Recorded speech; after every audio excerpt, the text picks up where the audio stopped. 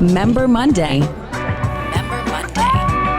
Getting to know people at Urban Place. Urban Place, upgrade your life's work. Welcome to Urban Place's Member Monday. And today we have with us Lucy. Hi, I'm Lucy Mattison. I'm head of customer success at SellerSnap. So what we do is we offer a repricing solution for sellers on Amazon. Our customers sell competitive products on Amazon. They're competing with many other sellers to get what we call the buy box. So the buy box is just a button really where customers can choose to buy your product, and only one seller can be in a buy box for one listing at a time. You need to have been on Amazon for a long enough period of time in each criteria in order to start being eligible for the buy box. Not everybody can get into the buy box. Now on Amazon, if you click add to cart, there's only one seller in there that gets that sale, and the majority of the other sellers are behind a second window, all competing for your business. So Amazon chooses using an algorithm. So this is like Google. I search for something, I get the first result, and the rest are just like... A similar situation. Amazon choose each time who's going to get the buy box based on price. However, if the price goes too high on Amazon, Amazon can suppress the buy box, as they call it, which means they take away that button for everybody, and the customers have to view all listings at the same time.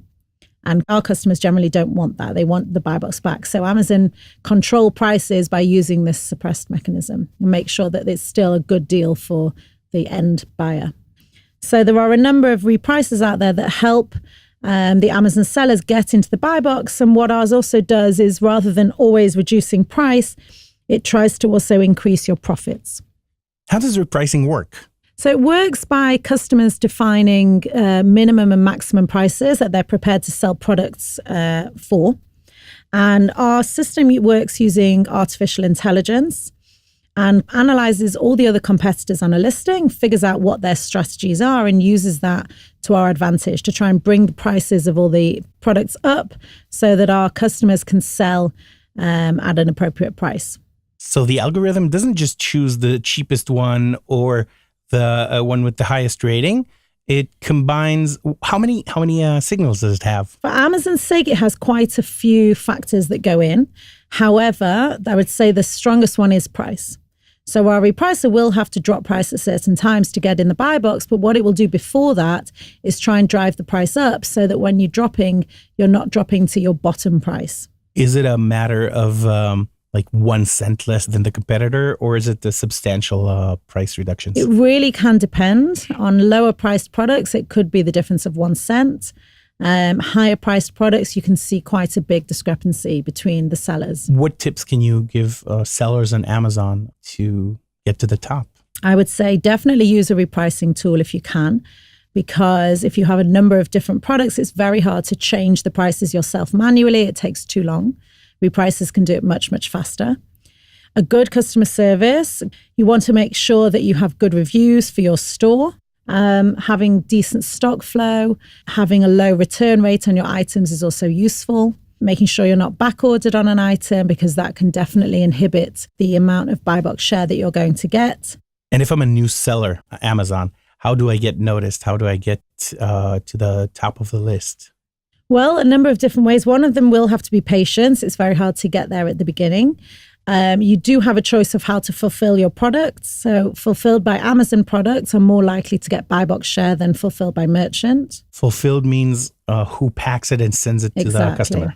So if you have an Amazon customer who's Amazon Prime, they will go for those listings that will be Amazon Prime, so they don't have to pay delivery. So if you can offer that service, that does help you get into the buy box. And recently, Amazon have launched what's called Seller Fulfilled Prime, which means it is sent out by the merchant. However, you still don't have to pay delivery fees. And those ones now, Amazon seems to be favoring Seller Fulfilled Prime products in the buy box as well. And what is customer success? So in my case, it involves sales. It involves some account management, making sure that our customers are happy and that their account is making as much money as it could. Also dealing with any support issues, any tickets that they send in, checking everything's working okay, checking everything is syncing with Amazon. And yeah, just the general kind of health of their Amazon account and their SellerSnap account. What kind of complaints do you get from your clients? It really varies. Often there are complaints which are due to Amazon errors and not necessarily due to our system, because our system relies on the Amazon API. Also, it's mostly questions. Our system works using AI, and therefore it's very hard for the customers to understand the strategy or to know what's going on behind the scenes. So they'll often ask us questions as to why the price was dropped or why the price is higher than another seller. And we'll be able to explain to them using our logs at the back end to say, okay, what you didn't realize was what this competitor was doing at the time and what the other prices were on the system and who was back ordered and so on and so forth. And we can then fill in the gaps in their knowledge to explain why the repricer behaved as it does. We can also offer them advice if they say, okay, I want to be getting more buy box share on this listing, or I want to make sure I'm selling this listing more frequently, or I want to be able to get a higher price on this listing. We can offer them advice in order how to set up our system using different conditions and different settings that you can add in on top of the repricer. And that's where we come in. Member Monday. Member Monday. Getting to know people at Urban Place. How long have you been working from Urban Place? So we moved to Urban Place last August, early August. We were running out of a different co-working space previously, and we liked what Urban Place had to offer. The facilities, it had obviously a gym. The offices were nice. They were well equipped. We liked the location. It's in an excellent location. So yeah, we moved our businesses over here. We used to be in other offices, and we've now expanded to 2 offices in Urban Place. What do you think of the people who work here? I would say quite like-minded. They all seem pretty open, friendly. You can see lots of integrations, people talking to each other. I'd say it's quite a young vibe. And a lot of people working in kind of e-commerce or online businesses, which fits in with us as well. Have you found customers here? So there's definitely potential, because I know there's people who work in Urban Place who also sell on Amazon. So there's definitely the opportunity to potentially meet some customers here. And yes, certainly we've spoken to people that work here who've had some interest in SellerSnap. We've had some meetings. Actually, there are often events at Urban Place, and they had an event the other night for Amazon sellers. And I went along and gave out some of my business cards. So that was kind of interesting. We've definitely, worked with people in these offices. We needed a designer recently for an event we were going to, and we used a designer, an independent designer who worked at Urban Place.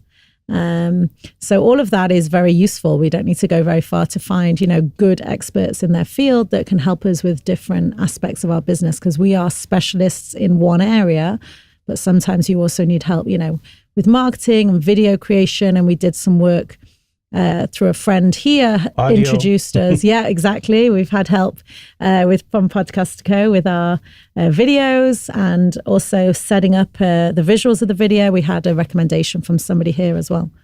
And how do you find this place personally? So for us, we're not in the co-working area. We have our own offices. So you have to come outside to be sociable. So the happy hours do help with that. I find it really sociable. I love, coming out at lunchtime, chatting to people here. I love the fact that I can get my nails done, that I can get a massage, I can go to the gym without leaving the building. That really helps me. I find the people that work here, some of them are exceptional. Shivi. She's a community manager. She's the community manager, is fantastically helpful with me. I managed to throw my wallet in the bin last week.